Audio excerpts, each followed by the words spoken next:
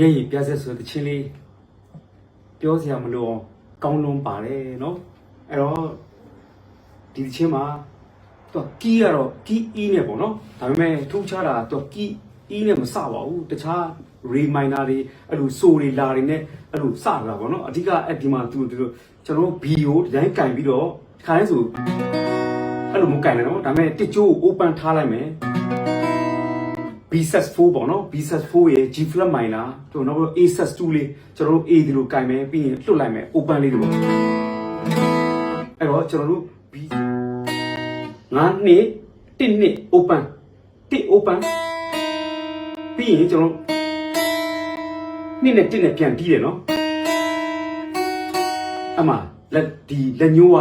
ဒီဘက်အကွက်ကိုဖိလိုက်ရပြီနော်နံပါတ်1နံပါတ်တစ်ကျိုး2အကွက်ကိုဖိလိုက်ရပြီအရှိတပါးเนาะအဲ့လိုမျိုးပေါ့เนาะ9နှစ်1နှစ်2 1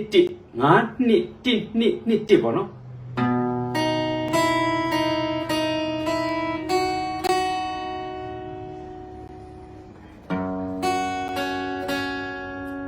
ကျွန်တော်အပေါ်က G flat bass ကိုတီးလိုက်တယ်6 1 2 2ပေါ့เนาะအဲ့လို6အဲ့ဒါလေးပေါ့เนาะ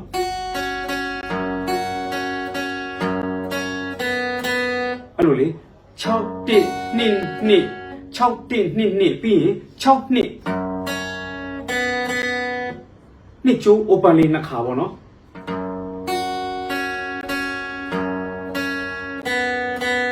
ဒီအပေါ်က sustain ရဖို့အတွက်လို့ဖိထားနိုင်ရင်တော့ပိုကောင်းတာပေါ့နော်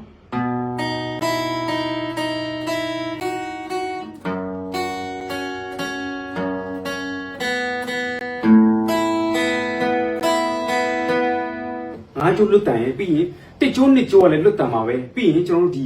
3ကျိုး4အကွက်လေးပေါ့နော်အဲ့ဒီဟာလေးတွေဒီကျွန်တော်တို့1နှစ်3 1နှစ်3ပေါ့နော်9 1နှစ်3 1နှစ်3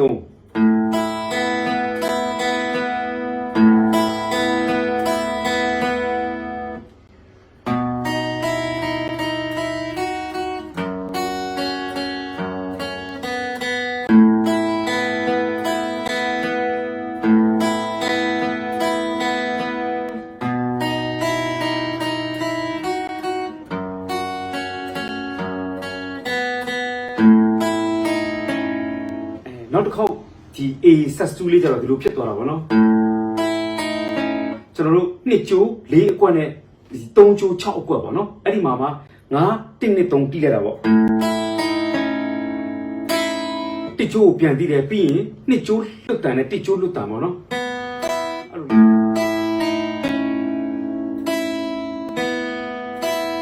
အဲ့ဒါလေးပါအဲ့တော့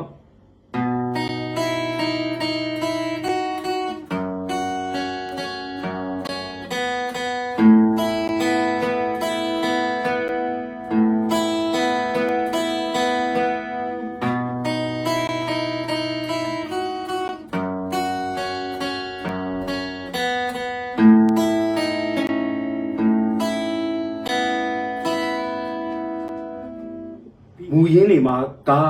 ဒီလိုကော့တွေတီးတာဖြစ်ချင်မှလည်းဖြစ်မှာပေါ့နော်ဒါပေမဲ့ကျွန်တော်နားထဲမှာကြားတဲ့အတောင်ကျွန်တော်တီးပြခြင်းဖြစ်တယ်ပေါ့နော်အဲ့တော့ G flat minor EB ဒါကိုပဲသူသွားနေတာပေါ့နော်ပြီးရင်သူကဒီဒိုရေပေါ့နော်အဲ့ဒါသုံးတယ်တက်လက်ပြီးရင်ဆိုလာဒိုရေပေါ့နော်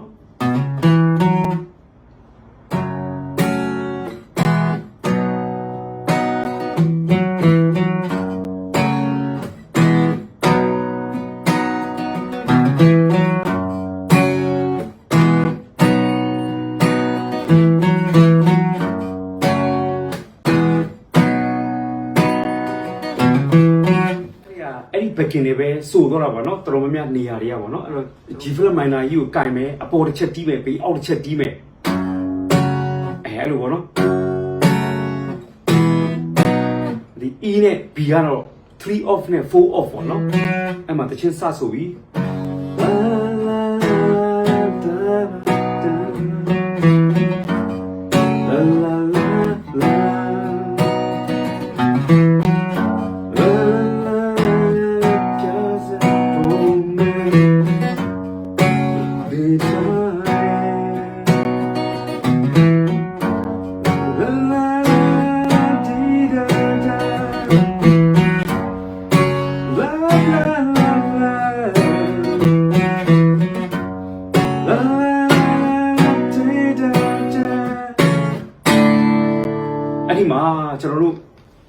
A ပေါ့နော်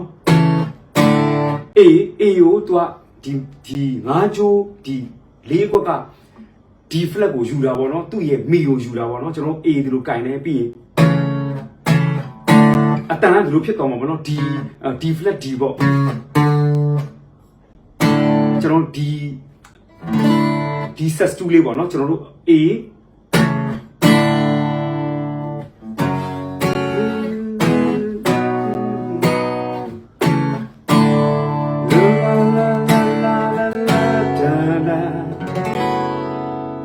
G flat minor ကိုဒီလိုကင်နေကင်ပြီးတော့တစ်ကျိုးနှစ်ကျိုးလွတ်လိုက်တာပေါ့နော်7 or 4 ဆိုတော့ကျွန်တော်တို့11ပေါ့နော် G flat minor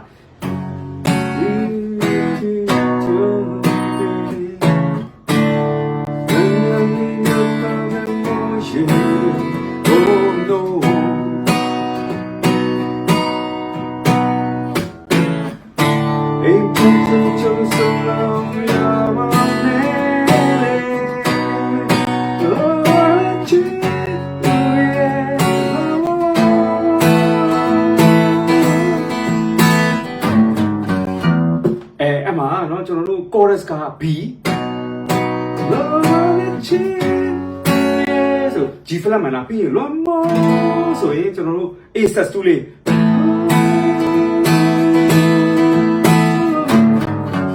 Fa mi re do ပေါ့နော်ကျွန်တော်တို့9 4 2 3ညပေါ့နော်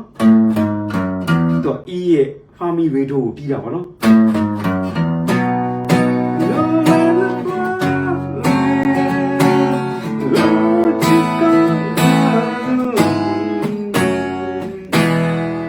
ကျွန်တော်ဒီမှာ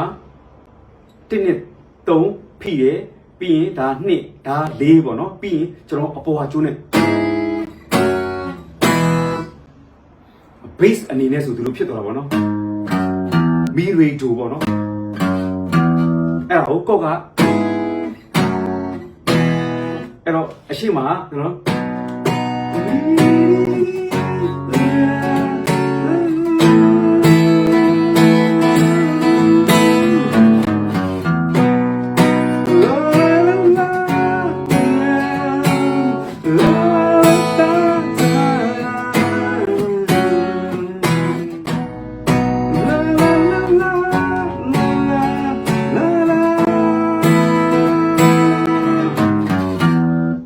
ဒူပေါ့နော်ဒီအပေါ်ကျိုးကြီးဒီတကယ်တော့တချင်းထဲမှာဂီတာမတီးပါဘူးတကယ်ဆိုင်းနေရအားရှိတဲ့တကယ်ပီယန်နိုအစစ်ကြီးကိုတီးတာပါအလုံးတွေကအရန်ကိုဒေါင်းဆိုတဲ့ဟာကြီးကလေအရန်သားတော့လို့ကောက်ပါတယ်အဲ့ဒါပြီးတော့ तू ပြန်စတယ်ပြီးရင်အဲ့နောက်ဆုံးအဲ့လိုမျိုးလောမောဆိုပဲအဲ့ဆိုလိုလေးဝင်တာပေါ့နော်ဆိုလိုလေးဝင်တော့ तू ကကျွန်တော်ကောက်က A sus2 ပေါ့နော် A sus2 မှာ bass ကအဲ့ဒီ flat ကိုတီးတာပေါ့နော်အဲ့တော့ကျွန်တော်ကော့ကအရာဆိုကျွန်တော်ဒီမှာA sus2 လေးအဲ့မှာဒီ flat လေးတီးတာပေါ့နော်ဆိုပြီးတော့လေအဲ့မှာ E ကိုခဏက A flat ပေးနေနော် bass နဲ့ပြီးရင် B ကလည်းအဲ့လိုပဲခဏ A အတိုင်းပဲ B က E flat ပေါ့နော်ဆို G flat minor မှာလည်း तू က bass က A ကိုယူတာပါနော်အဲ့တော့ G flat minor ကျွန်တော်တီးမယ်ဆိုရင်1နဲ့3ဒါလည်း4ပြီးရင်အပေါ်က bass ကဒီအောင်မပါဘဲနဲ့ကျွန်တော်ဒီငါးကျိုးမှာရှိတဲ့ A နဲ့ယူတာပေါ့နော်အကုန်လုံးအဲ့ဆိုလိုမှာအရန်လေးကိုတအားလှတယ်ဗျာသုံးထတာနော်အဲ့လိုမျိုးA sus2 မှာဒီ flat bass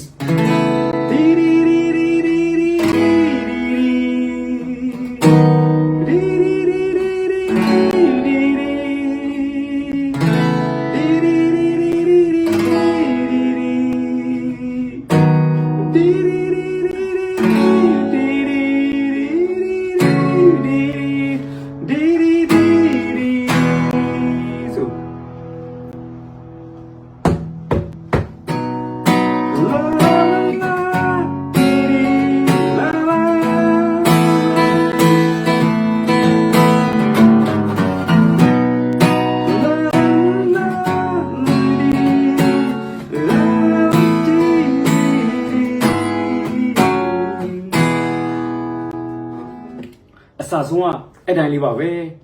ထုံးစံတိုင်း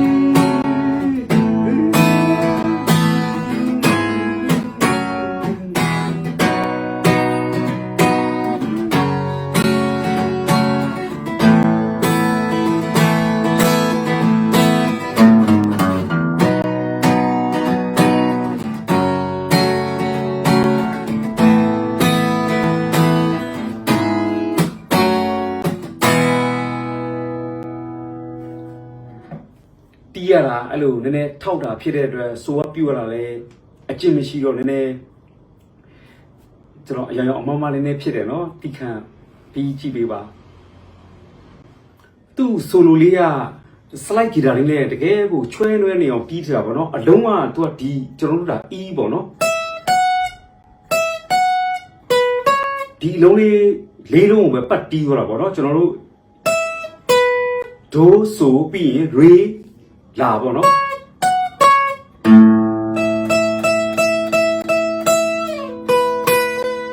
စနစ်ကွက်နဲ့ခုနှစ်အကွက်ပေါ့နော်စနစ်ပြီးရင်14ကွက်နဲ့9ကွက်ပေါ့အဲ့ဒါလေးကို slide guitar လေးနဲ့တီးတာပေါ့နော် electric guitar distortion နဲ့တော့ပေါ့နော်ကျွန်တော်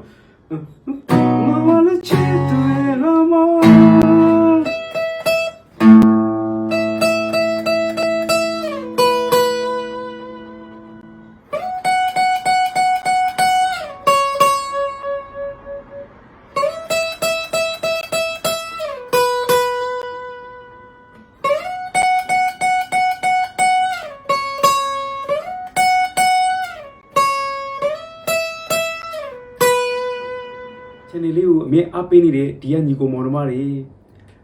subscribe မလုပ်ရသေးရင် subscribe လုပ်ပေးဖို့ like လေးတွေပေးဖို့ comment လေးတွေပေးဖို့ကျွန်တော်အရောက်စီတိုင်းကို request လုပ်ပါတယ်အားလုံးကိုလေးစားချစ်ခင်ရပါတယ်